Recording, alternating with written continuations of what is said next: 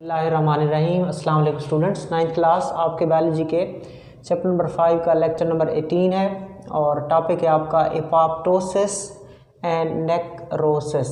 क्या बच्चों? Apoptosis necrosis. आप कहेंगे, आप सोच रहे होंगे ये क्या चीज़ें हैं। ये बच्चों सेल की डेथ है, सेल की डेथ है, सेल की मौत दो तरीक़ों से होती है।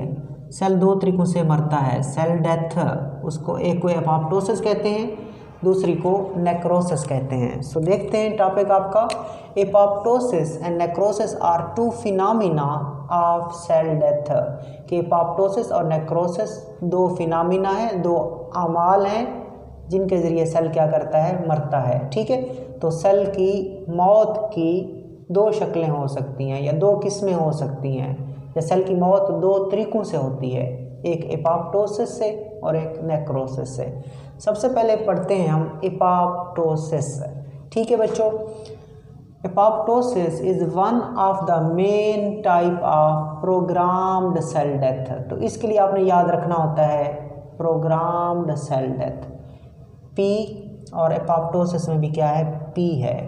प्रोग्राम्ड सेल डेथ, सेल की प्रोग्राम के मुताबिक जो मौत होती है उसको एपोप्टोसिस कहते हैं। ठीक है बच्चों, डेफिनेशन यही करनी है। बहुत दफ़ा एमसीक्यूज़ में आया है पेपर्स में, बोर्ड के पेपर्स में, कि सेल की प्रोग्राम के मुताबिक मौत को क्या कहते हैं, एपोप्टोसिस कहते हैं। अब ये अमल आपने डिस्क्राइब करना है कि सेल किस तरह एपोप्टोसिस के ज़रिए मरता है, सेल की मौत प्रोग्राम के ज़रिए कैसे होती है, उसमें क्या क्या तब्दीलियाँ आती हैं। तो देखिएगा, during apoptosis cell shrink, cell सुकड़ जाता है, एंड बिकम राउंड और गोल हो जाता है। क्यों गोल होता है? Due to the break down of cytoskeleton by enzymes. Cell के अंदर होते हैं साइटोस्केलेटन, इसको सीखिएगा बच्चों। साइटोस्केलेटन, साइटो का मतलब सेल या साइटो का मतलब साइटोप्लाज्म। स्केलेटन कहते हैं कि वो चीज़ जो सेल को सपोर्ट देती है, वो चीज़ जो सेल को सहारा देती है, उसको स्केलेटन कहते हैं। उसमें माइक्रोट्यूब्यूल्स होती हैं बच्चों, उसमें माइक्रोफिलामेंट होते हैं और उसमें इंटरमीडिएट फिलामेंट भी होते हैं। ठीक, तो इसमें होता क्या है, एंजाइम जो होते हैं, एंजाइम्स क्या होते हैं ये भी थोड़ा सुन लें। एंजाइम्स प्रोटीन्स होते हैं बच्चों, और ये केमिकल रिएक्शन की रफ्तार को बढ़ा देते हैं। प्रोटीन्स होते हैं, केमिकल रिएक्शन की रफ्तार को बढ़ा देते हैं, खुद इस्तेमाल नहीं होते, खुद यूज्ड अप खर्च नहीं होते। तो क्या होता है, एंजाइम सेल की सपोर्ट को या सेल के सहारे को या सेल के साइटोस्केलेटन को क्या करते हैं, एंजाइम तोड़ देते हैं। जब सेल का साइटोस्केलेटन टूट जाता है तो वो सेल श्रिंक हो जाता है, सिकुड़ जाता है और राउंड हो जाता है, गोल हो जाता है। Okay, it's chromatin undergoes condensation. जब सेल छोटा हुआ है तो उसका न्यूक्लियस भी छोटा हो जाएगा, जिसकी वजह से न्यूक्लियस में मौजूद जो क्रोमाटिन मटेरियल है, वो जो पतले पतले धागे न्यूक्लियस में होते हैं, उनकी बात हो रही है। तो वो क्रोमाटिन जो है अंडरगो कंडेंसेशन, वो कंडेंस हो जाएगा, गाढ़ा हो जाएगा, एंड न्यूक्लियर एनवेलप ब्रेक्स, और न्यूक्लियर एनवेलप न्यूक्लियस के गिर्द जो मेम्ब्रेन होती है वो टूट जाएगी। In this way nucleus spread in the form of several discrete chromatin bodies. इस तरह जो न्यूक्लियस होगा वो छोटी छोटी वाज़े क्रोमाटिन बॉडीज़ में तकसीम हो जाएगा। अब बच्चों डायग्राम आप देख लें, ये एक सेल है और इसकी प्रोग्राम के मुताबिक मौत होनी है। तो सबसे पहले इसके अंदर जो साइटोस्केलेटन होगा, इसको सपोर्ट देने वाली चीज़ें होंगी, वो उनको एंजाइम तोड़ देंगे। सबसे पहले सेल के साइटोस्केलेटन को एंजाइम ब्रेक करते हैं। जब सेल का साइटोस्केलेटन टूट जाता है, एंजाइम उसको तोड़ देते हैं, तो वो जो सेल होगा वो श्रिंक हो जाएगा। श्रिंक का मतलब है सिकुड़ जाएगा, छोटा हो गया है, पहले बड़ा था, राउंड हो गया है, गोल हो गया है, और क्रोमाटिन कंडेंस हो गया है। ये न्यूक्लियस है और न्यूक्लियस के अंदर जो मटेरियल मौजूद है उसको क्या कहते हैं, क्रोमाटिन। चूँकि वो सेल छोटा हुआ है तो वो न्यूक्लियस भी छोटा हुआ है, तो अंदर जो मटेरियल है वो गाढ़ा हो जाएगा, कंडेंस हो जाएगा। सेल श्रिंक हुआ, राउंड हुआ और क्रोमाटिन कंडेंस हो गए। उसके बाद क्या हुआ, न्यूक्लियस के गिर्द जो दो मेम्ब्रेन होती हैं उनको न्यूक्लियर एनवेलप कहते हैं। न्यूक्लियर एनवेलप कहते हैं, वो न्यूक्लियर एनवेलप टूट जाएगी। वो जो मेम्ब्रेन ऊपर आ रही थी वो क्या कर गई, न्यूक्लियर एनवेलप टूट गई, जिसके नतीजे में न्यूक्लियस जो था वो मुख्तलिफ छोटी छोटी वाज़े बॉडीज़ में तकसीम हो गया, उनको क्रोमाटिन बॉडीज़ कहते हैं। न्यूक्लियस छोटे छोटे अजसाम में छोटी छोटी बॉडीज़ में अलग हो गया, उनको क्रोमाटिन बॉडीज़ कहते हैं। फिर क्या होता है बच्चों, जो सेल मेम्ब्रेन होती है, सेल मेम्ब्रेन जो होती है, ये बाहर वाली क्या है, ये सेल मेम्ब्रेन है, ये सेल मेम्ब्रेन है बच्चों। सेल मेम्ब्रेन क्या करती है, ये बेतरतीब उभार बनाती है। सेल मेम्ब्रेन बेतरतीब उभार बनाती है, इन बेतरतीब उभारों को ब्लेब्स कहा जाता है। तो अगले पॉइंट पे सेल मेम्ब्रेन ने बेतरतीब उभार बनाए, इरेगुलर बड बनाए, इरेगुलर बड्स को ब्लेब्स कहते हैं। फिर क्या हुआ, फिर वो जो ब्लेब्स थे वो सेल से अलग हो गए और मुख्तलिफ टुकड़ों में सेल तकसीम हो गया। इन टुकड़ों को एपोप्टोटिक बॉडीज़ कहते हैं। फिर इन एपोप्टोटिक बॉडीज़ को दूसरे सेल्स आ जाएंगे और निगल के खा जाएंगे, दूसरे सेल्स आएंगे और इन एपोप्टोटिक बॉडीज़ को निगल के खा जाएंगे। ये है प्रोग्राम के मुताबिक मौत, और प्रोग्राम के मुताबिक मौत को एपोप्टोसिस कहते हैं। देख ले, apoptosis is one of the main type of program cell death. Program cell death है, ये मेन लफ्ज़ है। होता क्या है, cell shrink and cell become rounded due to the breakdown of cytoskeleton by the enzyme. Its chromatin undergo condensation and nuclear envelope break. In this way, nucleus spread in the form of several discrete chromatin bodies. ये simple बच्चों मैंने पहले भी समझा दिया हुआ है कि साइटोस्केलेटन को एंजाइम तोड़ देंगे, जिससे सेल सिकुड़ जाएगा, गोल हो जाएगा और क्रोमाटिन गाढ़ा हो जाएगा। फिर न्यूक्लियर एनवलप जो है वो टूट जाएगी और जो न्यूक्लियस है वो छोटी छोटी मखसूस बॉडीज़ में कन्वर्ट हो जाएगा, उनका नाम होगा क्रोमाटिन बॉडीज़। आगे चलें, ब्लेब्स की definition. Cell membrane make irregular buds known as blebs, कि सेल मेम्ब्रेन बेतरतीब बड बनाएगी, उन बेतरतीब इरेगुलर बेतरतीब बड्स को, बेतरतीब उभारों को, इसको उभार बोलते हैं। तो सेल मेम्ब्रेन आप देखें, ये सेल मेम्ब्रेन यहाँ पे ठीक थी, अब आगे जाके सेल मेम्ब्रेन ने बेतरतीब उभार बनाए, उन बेतरतीब उभारों को, इरेगुलर बड्स को ब्लेब्स कहते हैं।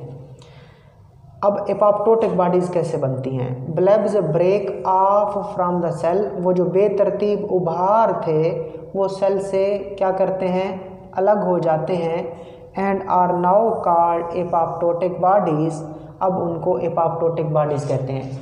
वो जो बेतरतीब उभार थे जिनको ब्लेब्स कहते थे, वो ब्लेब्स सेल से अलग हो गए, और जब वो बेतरतीब उभार सेल से अलग हो गए तो उनका क्या नाम पड़ा, उनका नाम हुआ एपोप्टोटिक बॉडीज़। उनको क्या नाम दिया गया, एपोप्टोटिक बॉडीज़ का।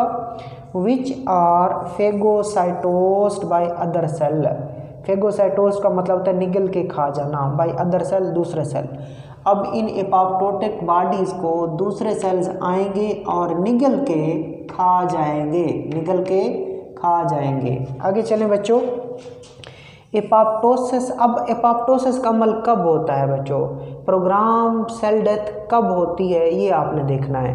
Apoptosis can occur when a cell is damaged और अंडरगो स्ट्रेस कंडीशन।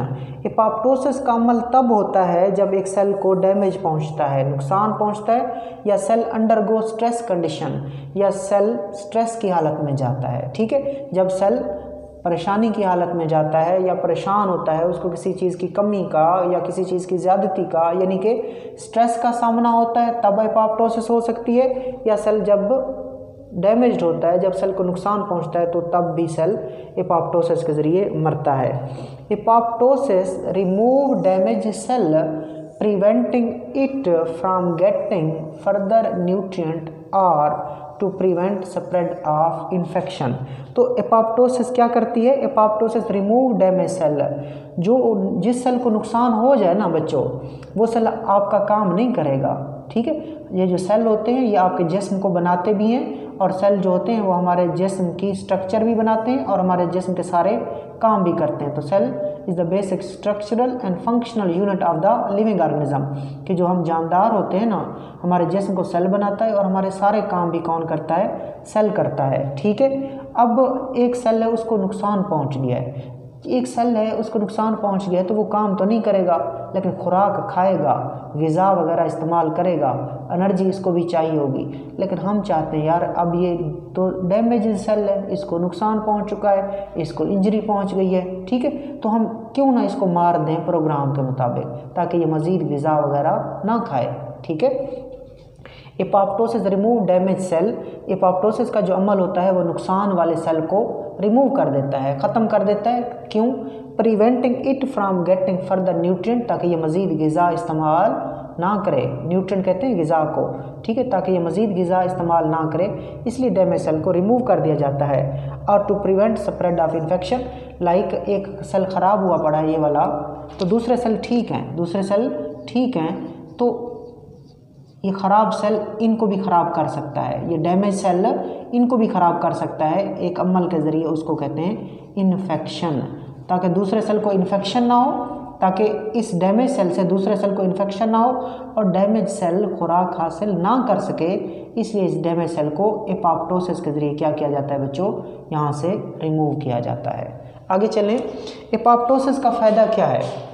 एपोप्टोसिस का फ़ायदा क्या है? Apoptosis also gives advantages during development, ये भी एडवांटेज ये था बच्चों, यहाँ से एडवांटेजेस शुरू हुए जो मैंने अभी आपको पढ़ाया ना, यहाँ से आपने एडवांटेजेस की हेडिंग देनी है, ठीक है। एडवांटेजेस कि क्या फ़ायदा होता है। एपोप्टोसिस, एक तो प्रोग्राम के मुताबिक मौत होती है, जो चीज़ प्रोग्राम के मुताबिक हो ना वो चीज़ अच्छी होती है, ठीक है बच्चों। तो एपोप्टोसिस के फ़ायदे क्या हैं, ये इसको पहला फ़ायदा लिख दो कि एपोप्टोसिस से वो जो नुकसान शुदा सेल था जिसको नुकसान पहुंचा हुआ था, एपोप्टोसिस का अमल उसको मार देता है, ख़त्म कर देता है, ताकि वो मज़ीद ग़िज़ा भी ना ले सके और दूसरे सेल्स को, जो नॉर्मल सेल्स हैं जिनको नुकसान नहीं पहुँचा, जो सही काम कर रहे हैं, उन तक इन्फेक्शन भी ना फैल सके, इसलिए उसको वहाँ से रिमूव कर दिया जाता है एपोप्टोसिस के ज़रिए। दूसरा एपोप्टोसिस क्या है बच्चों, दूसरा फ़ायदा क्या है? Apoptosis also give advantages during development, during the formation of the finger cell between them undergo apoptosis and digit separate. ये एपोप्टोसिस का दूसरा फ़ायदा है, इसको समझिएगा बच्चों। जब बच्चों हमारी डेवलपमेंट होती है तो जो हमारे हाथ होते हैं, मैं आपको इधर से दिखा देता हूँ अपने हाथों से, मैं डायग्राम, ये सपोज़ मेरा हाथ है बच्चों, जब हम छोटे होते हैं तो ये जो हमारे हाथ हैं यहाँ पे जेल्द होती है, यहाँ पे क्या होती है, यहाँ पे भी सेल्स होते हैं, यहाँ पे भी सेल्स होते हैं, लेकिन जैसे जैसे हम माँ के पेट के अंदर बड़े होते हैं तो दरमियान में जो सेल्स होते हैं वो एपोप्टोसिस के ज़रिए मर जाते हैं पहले, ठीक है। यहाँ पे क्या होते हैं, सेल्स होते हैं, उंगलियों के दरमियान सेल्स होते हैं और उंगलियाँ अलग नहीं होती। तो फिर क्या होता है, एपोप्टोसिस का अमल आता है, यहाँ पे जो सेल्स होते हैं उनकी प्रोग्राम के मुताबिक क्या होती जाती है, मौत होती जाती है, और फिर इस तरह हमारी उंगलियाँ अलग हो जाती हैं, हमारी डिजिट्स सेपरेट हो जाती हैं, ठीक है, ताकि हम अच्छे तरीके से क्या कर सकें बच्चों, काम कर सकें, ठीक है। तो आपने क्या कहा कि एपोप्टोसिस का जो अमल है वो फ़ायदा देता है हमें डेवलपमेंट के दौरान। डेवलपमेंट वही होती है कि बच्चा माँ के पेट के अंदर है और फिर वो मुख्तलिफ तब्दीलियों से गुजर रहा है, उन तब्दीलियों को डेवलपमेंट कहते हैं, जो बेसिकली माइटोसिस की वजह से होती हैं। अब हम सेल को मार रहे हैं, तकसीम नहीं कर रहे, ठीक है, कुछ को मारना होता है, कुछ को तकसीम करना होता है, कुछ को बढ़ाना होता है, ठीक है। तो एपोप्टोसिस का अमल डेवलपमेंट के दौरान भी फ़ायदा देता है। कैसे फ़ायदा देता है, फॉर एग्जांपल कैसे फ़ायदा देता है, during the formation of finger, जब हमारी उंगलियां बन रही होती हैं, सेल बिटवीन देम, उंगलियों के दरमियान सेल, उंगलियों के दरमियान जो सेल होते हैं, दे अंडरगो एपोप्टोसिस, वो एपोप्टोसिस से गुजरते हैं, यानी कि उनकी प्रोग्राम के मुताबिक मौत होती है, एंड डिजिट्स सेपरेट, और हमारी उंगलियां अलग हो जाती हैं, ठीक है, उनके दरमियान कोई सेल नहीं है अब, और हमारी उंगलियां अलग हो गई, डिजिट सेपरेट हो गई, फिंगर सेपरेट हो गई, ताकि हम अपना काम अच्छे तरीके से करें। इन्फॉर्मेशन है बच्चों, in an adult human 50 to 70 billion cells die each day by apoptosis. Okay, आपने क्या सीखा कि एक बालिग इंसान में तकरीबन 50 से लेकर 70 बिलियन सेल रोज़ाना एपोप्टोसिस के ज़रिए मरते हैं। MCQs है, एक तो प्रोग्राम सेल डेथ क्या कहलाती है, एपोप्टोसिस, एक वो MCQs है, दूसरा एक दिन में रोज़ाना बालिग इंसान की बात हो रही है, ठीक है, बालिग इंसान में ट्रिलियन सेल्स होते हैं, ट्रिलियंस, ठीक है। तो एक बालिग इंसान में रोज़ाना एपोप्टोसिस के ज़रिए 50 से लेकर 70 बिलियन सेल्स एपोप्टोसिस के ज़रिए मरते हैं। सो क्या कहते हैं इंग्लिश में, in an adult human 50 to 70 billion cell die each day by apoptosis. Now we come to the last topic that is necrosis. ठीक हो गया। Necrosis is accidental cell death. Necrosis is accidental cell death and living tissues, ये MCQs है। ये sales और tissues की हादसाती मौत है। ठीक है बच्चों, एमसीक्यूज़ याद रखिएगा। सेल्स और टिश्यू की एक्सीडेंटल डेथ को क्या बोलते हैं, नेक्रोसिस कहते हैं। सेल्स और टिश्यूज़ की एक्सीडेंटल डेथ को नेक्रोसिस कहते हैं। तारीफ याद करें, accidental cell death and living tissues is called necrosis, कि सेल्स और टिश्यूज़ की हादसाती मौत को नेक्रोसिस कहते हैं। Necrosis is the accidental cell death and living tissues. It is less sequential than apoptosis. चूँकि ये एक्सीडेंटल होती है, चूँकि ये हादसाती होती है, चूँकि ये अचानक होती है, लिहाजा it is less sequential than apoptosis. ये बेतरतीब होती है, ये बेतरतीब होती है, या इसकी तरतीब उतनी अच्छी नहीं होती जो एपोप्टोसिस की थी। देखें एपोप्टोसिस में इस तरह तब्दीलियाँ आई, पहले ये हुआ, फिर ये हुआ, फिर ये हुआ, फिर ये हुआ, और फिर साफ भी कर लिया गया। वो जो गंदे सेल्स थे, गंदे सेल के टुकड़े थे, जिनको एपोप्टोटिक बॉडी आपने कहा, उसको दूसरे सेल आए और निगल के खा लिया और ख़ात्मा हो गया। कोई इन्फेक्शन, कोई इन्फ्लेमेशन साथी सेल तक नहीं पहुँचने दी उन्होंने। ठीक है, एक तरतीब के साथ अमल हो रहा है। इट इज़ मोर सिक्वेंशनल, तरतीब से होने वाला अमल है। जबकि नेक्रोसिस इट इज़ लेस सिक्वेंशनल, इसकी जो सीक्वेंस वगैरह होती है वो इतनी अच्छी नहीं होती एपोप्टोसिस के मुकाबले में, बेतरतीब है, एक्सीडेंटल है, अचानक होता है। There are many causes of necrosis. Necrosis की वजूहात क्या है, नेक्रोसिस की वजूहात क्या है, इंक्लूडिंग इंजरी, इंजरी बच्चों हो सकती है, चोट लगती है, इन्फेक्शन वो भी हो सकता है, कैंसर भी हो सकता है। कि नेक्रोसिस की बहुत सारी वजूहात हैं, जिसमें इंजरी यानी कि चोट का लगना, इन्फेक्शन यानी कि जरासीम वगैरह आ जाते हैं, माइक्रो ऑर्गेनिज्म जिस्म के अंदर एंटर होते हैं या स्किन के ऊपर आ जाते हैं, फिर वो मल्टीप्लाई होते हैं और हमारे सेल्स को अचानक तबाह करते हैं एक्सीडेंटली। सो इन्फेक्शन, और तीसरे नंबर पे कैंसर बच्चों। ठीक है, आगे चलें। Necrosis may occur when a cell is given hypoxic with less oxygen environment. ये एक चौथी वजह है कि जब एक सेल है बच्चों, उसको ऑक्सीजन कम मिलती है, जब एक सेल को ऑक्सीजन कम मिलती है तो उस हालत को हाइपोक्सिक कंडीशन कहते हैं बच्चों। उस इन्वायरमेंट को जिसमें ऑक्सीजन कम हो उसको हाइपोक्सिक इन्वायरमेंट कहते हैं। हाइपोक्सिया, हाइपोक्सिक याद कर लें, हाइपोक्सिया, हाइपोक्सिक इसका मतलब विद लेस ऑक्सीजन, ऑक्सीजन की कमी, O2 की कमी। ओके, सो नेक्रोसिस की चौथी वजह जो है वो हाइपोक्सिक इन्वायरमेंट भी है, कि अगर इन्वायरमेंट में, अगर माहौल में ऑक्सीजन की कमी हो जाए तब भी सेल की एक्सीडेंटल डेथ हो सकती है। ठीक है, so necrosis may occur when a cell is given hypoxic environment with less oxygen. During necrosis there is release of special enzyme from the lysosomes. अब नेक्रोसिस का अमल कैसे होता है, तो लाइसोसोम बच्चों ये सेल ऑर्गेनेले होते हैं। इधर देखें, ये सेल है, सेल के अंदर क्या होते हैं, मुख्तलिफ ऑर्गेनेले होते हैं। उनमें से एक ऑर्गेनेले कौन होता है, लाइसोसोम होते हैं। और लाइसोसोम के अंदर क्या मौजूद होते हैं, एंजाइम्स मौजूद होते हैं। तो नेक्रोसिस के अमल के दौरान लाइसोसोम से एंजाइम खारिज होते हैं। सो नेक्रोसिस के अमल के दौरान लाइसोसोम से क्या खारिज होते हैं, स्पेशल एंजाइम खारिज होते हैं। ये क्या करते हैं, lysosomal enzyme break cellular component and may also be released outside the cell to break the surrounding cells। अब लाइसोसोम से एंजाइम निकले, उन्होंने सेल की चीज़ों को तोड़ना शुरू कर दिया। सेल के मुख्तलिफ जो चीज़ें हैं उनको इन एंजाइम्स ने तोड़ना शुरू कर दिया, और बाज़ का पूरे सेल को तोड़ देते हैं, और फिर सेल के गंदे केमिकल्स, ख़राब केमिकल, टॉक्सिक चीज़ें बाहर निकल आती हैं। और बाहर तो दूसरे आपके नॉर्मल सेल्स मौजूद होते हैं। ये सारे केमिकल्स ये जो इस तरह निकले, इन्होंने दूसरे नॉर्मल सेल पे हमला कर देना होता है, और उनको भी तबाह करना शुरू कर देना होता है। इसको इन्फेक्शन भी बोलते हैं या आप लोग इन्फ्लेमेशन भी बोलते हैं। हालांकि वहाँ नहीं हुई थी, वहाँ पे निगलने वाले सेल आए थे और उन्होंने इस गंदगी का खात्मा किया था, लेकिन यहाँ पे कुछ नहीं है। यहाँ से लाइसोसोम के एंजाइम निकले, सेल के हिस्सों को तोड़ना शुरू कर दिया और बाज़ अवत ये सेल से बाहर भी रिलीज़ हो जाते हैं, दूसरे नॉर्मल सेल पे भी हमला कर सकते हैं, वहाँ पे भी सोजिश इन्फ्लेमेशन पैदा कर सकते हैं। सो इन्फ्लेमेशन या इन्फेक्शन या सोजिश किस में होती है? नेक्रोसिस में, ठीक है। और साथी सेल भी तबाह कहाँ होते हैं? नेक्रोसिस में, जबकि वहाँ पे साथी सेल को इन्फेक्शन या इन्फ्लेमेशन नहीं होती थी एपोप्टोसिस में, क्योंकि वो प्रोग्राम के मुताबिक मौत थी, वो अच्छी थी। लेकिन ये अचानक हो रही है तो ये एक सेल के अलावा बाकी सेल को भी तबाह कर देगी, ठीक है बच्चों।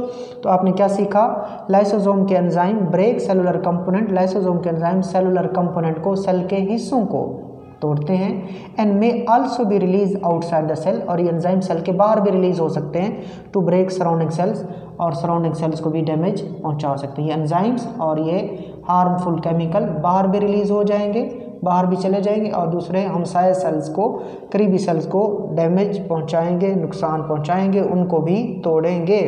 Cell that die by necrosis may also release harmful chemical that damage the other cell। वो मैं पहले ही बता चुका हूँ कि वो सेल जो एपोप्टोसिस वो सेल जो नेक्रोसिस के ज़रिए मरते हैं, उन सेल से हार्मफुल केमिकल निकलते हैं, वो एंजाइम भी निकलते हैं और उनसे हार्मफुल केमिकल भी निकलते हैं। वो एंजाइम भी और वो दूसरे केमिकल भी दूसरे साथी सेल को क्या करते हैं बच्चों? डैमेज पहुंचाते हैं, उनको नुकसान पहुंचाते हैं। ये दोबारा देख लें क्या सीखा आपने। नेक्रोसिस का तरीका क्या है?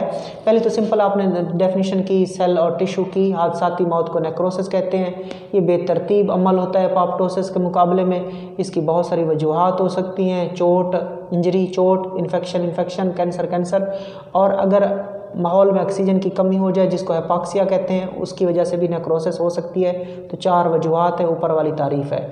अब अमल क्या है, इसमें होता क्या है? एपोप्टोसिस के अमल के दौरान लाइसोसोम से ख़ास किस्म के एंजाइम निकलते हैं। वो ख़ास किस्म के एंजाइम सेल के जो हिस्से होते हैं उसको तोड़ना शुरू कर देते हैं, और बाज़ औक़ात यही एंजाइम जो सेल के हिस्सों को तोड़ रहे हैं ये सेल से बाहर भी चले जाते हैं और फिर जो साथी सेल्स होते हैं उनको भी जाके तोड़ना शुरू कर देते हैं। वो सेल जो नेक्रोसिस के ज़रिए बच्चों मरता है, उस सेल से नुकसानदेह केमिकल्स भी निकल सकते हैं और वो केमिकल भी साथी सेल्स को डैमेज पहुँचा सकते हैं। फिर इंफॉर्मेशन है, spider bite also causes necrosis in some areas. ये MCQs याद रखिएगा कि स्पाइडर बाइट, जब हमें स्पाइडर काटती है तो फिर जो हमारे सेल्स होते हैं वो मरने लगते हैं, किसके ज़रिए? नेक्रोसिस के ज़रिए। तो MCQs आएगा कि स्पाइडर बाइट जब हमें करती है, जब स्पाइडर हमें काटती है तो हमारे सेल मरते हैं, किस अमल से मरते हैं? नेक्रोसिस से मरते हैं।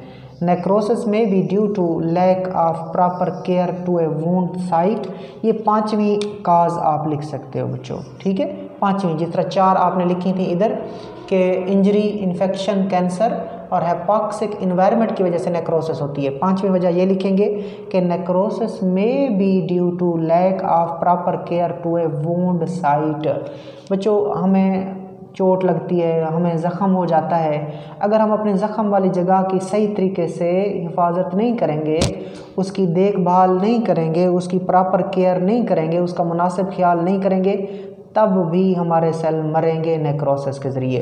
सो necrosis may be due to lack of proper care. Lack कहते हैं ना करना, प्रॉपर केयर कहते हैं मुनासिब देखभाल, टू ए वुंड साइट, ज़ख़म वाली जगह की। अगर हम ज़ख़म वाली जगह की मुनासिब देखभाल नहीं करेंगे तब भी क्या होगी? नेक्रोसिस होगी और सेल्स और टिश्यू मरना शुरू हो जाएंगे। ये बच्चों आज आपका टॉपिक था एपोप्टोसिस एंड नेक्रोसिस। अल्लाह हाफ़िज़।